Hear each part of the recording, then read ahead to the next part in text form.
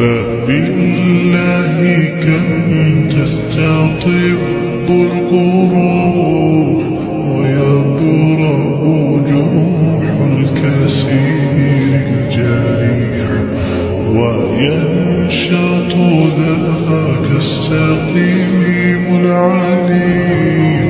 وقد كان بالسؤم دمر